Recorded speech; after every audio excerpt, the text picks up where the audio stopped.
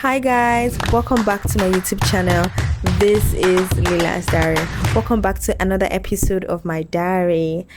Thank you guys for your subscription. Thank you for your likes. Thank you for your comments. Thanks for watching. They are highly appreciated. This is another amazing episode of my diary, and of course, we are still on the journey of self-development.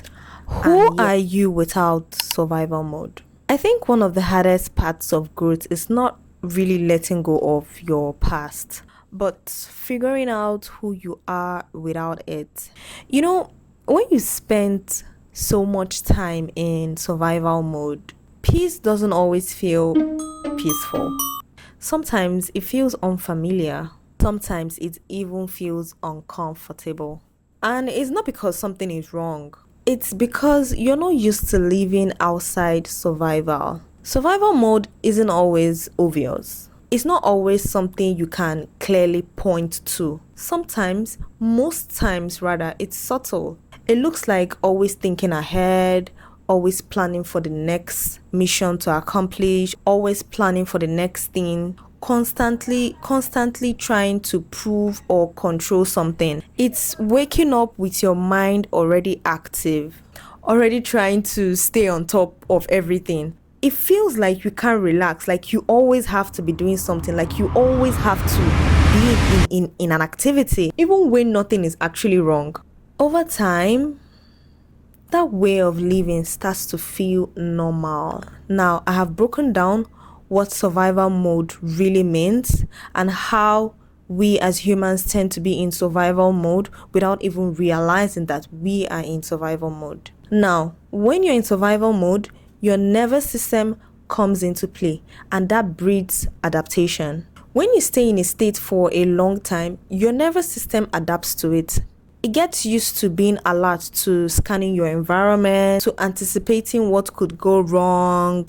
It learns to stay ready, not because you choose it, but maybe because it was necessary at some point in your life to stay in that state, and your nervous system adapted to that. And the thing is, your body doesn't just switch that off overnight. So even when life becomes quieter, even when things tend to slow down in your life, you might still feel restless, uneasy, like nothing is going on in your life, or like something is missing in your life, or like something is about to go wrong. And that feeling might be confusing because on the outside, things might actually look very okay, but internally, it doesn't feel the same way. Now, being in survival mode breeds three side effects. I would call them side effects, which is fear, doubt, and overthinking. These three effects is as a result of being in survival mode. And yes, this is where fear and doubt start to show up. Because you're no longer just reacting. You have to start choosing. You have to start deciding. You have to start making conscious decisions on your own without being in a constant state of overthinking, worrying, or checking or scanning if something is going to go wrong, or looking for what's not there, or anything like that. And that can feel unfamiliar, even overwhelming most times. You might find yourself overthinking more than normal. You might find yourself over worrying more than the usual, more than how you worry sometimes. You even question simple decisions. You start asking yourself questions like, what if I get it wrong? What if I'm not doing enough? What should I be doing more? Questions like that. And sometimes that doubt feels so real that you start believing that something is even wrong with you. But I don't think that's the truth. I think that doubt comes from being used to functioning under pressure, being used to urgency, being used to having to figure things out quickly instead of calmly choosing what feels right. Now, who are you without being in survival mode? That's an identity shift. It doesn't just happen overnight. Sometimes, we all at some point in our life have been in survival mode, whether we realize it or not. But knowing who you are without being in survival mode, that is where the identity shift comes in. that is where most self-development occurs. Now, the identity shift. When that pressure starts to fade, you might feel a little lost. Not because you don't have a direction, but because you're no longer operating from survival. You're no longer in survival mode. Your body is no longer in that state of constantly worrying or constantly trying to figure things out in a rush. Your body is out of that phase. So you might feel lost, but you're not lost. That creates space. A space you're not used to yet. A space where you're not constantly reacting. A space where you're not constantly fixing or trying to figure things out. And now, in that phase, you start to ask deeper questions. Not the previous questions of you being in survival mode. Who am I when I'm not just coping? Who am I when I'm not trying to survive something? And this is where the shift happens. Because this phase can feel like confusion, but it's not confusion. It's space. Let me say that again. It's space. Space to slow down. Space to think clearly. Space to understand yourself. Space to choose differently. It's a chance to experience yourself in a different way.